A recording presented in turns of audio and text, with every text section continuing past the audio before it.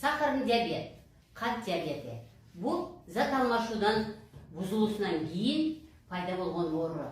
Башқаша айтқанда, қанда қанттың, ошонун ичинен глюкозаның көбөйүп кетүүсү. Глюкоза бизге энергия берип турчу зат болуп саналат.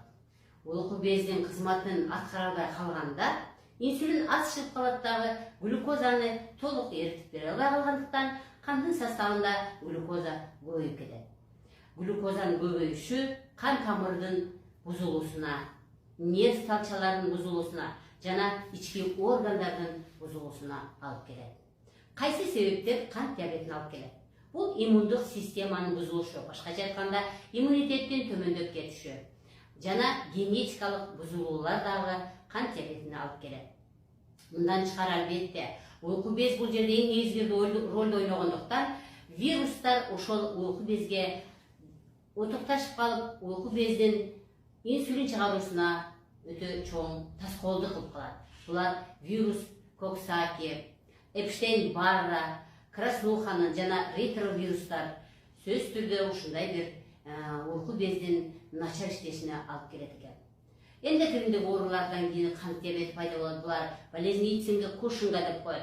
Ицинга Кушинга оорусу жана акромегалия.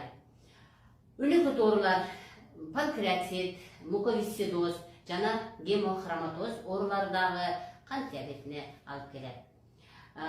Оор металлдар дагы алып келет деп айтылат. Бул деген кимде-ким химикаттар менен көп иштеген болсо, мисалы айыл чарбасында жашылчаларды, курт-кумурскаларды өлтүрүш үчүн сөз түрдө химикат чачылат. Мына ошол чачылган химикаттарды тез жана көп убакытка чейин колдонуу, ошолор менен иштөө бул дагы кант диабетине алып келет экен. Албетте мындан тышкары көп тамактануу, адам жөнү жок эле көп тамактанып жана аз кыймылдаш уйку бездин бузулушуна алып келет. Дары-дармектер дагы кант диабети оорусуна алып келиши мүмкүн.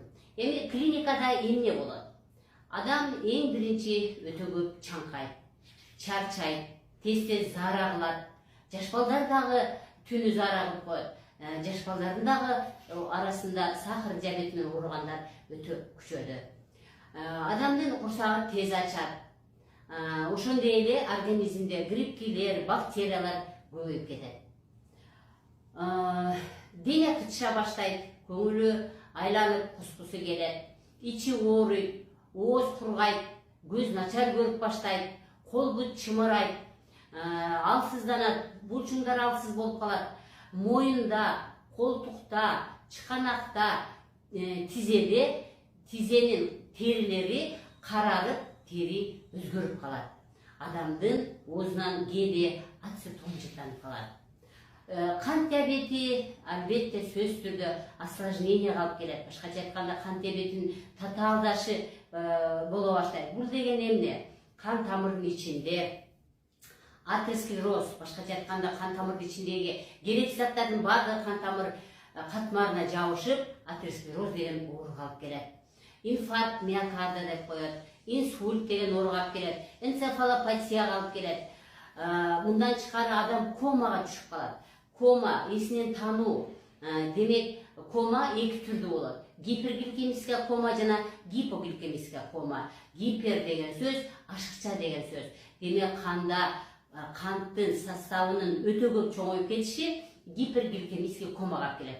Ал эми ошол оорунун жок кылам деп жөнү жок таблетканы көп ичүү кандагы канттын азайып кетүүсүнө алып келет, дагы гипогликемическая комага түшүп калат экен. Эми албетте эң жаманы бул теринин кесилгенден кийин бүтпөй, ошол жер жара көпкө чейин созулуп, акырында бармактар кесилип, андан кийин тизеге чейин кесилип, кыскасы жара пайда болгон жердин бүтүүсү өтө начар болуп калат экен, дагы ал жерлерди кескенге туура келип калат экен. Эми урматтуу мекендештер, кандайча кылып биз алдын алабыз, кандайча кылып биз дарыланабыз? Албетте, сөз түрдө өзүнүн специалисти, сиз эндокринологко барып, бир сыйра консультация алып келсеңиз болот. Айткан дарыларды ичип көрсөңүз болот.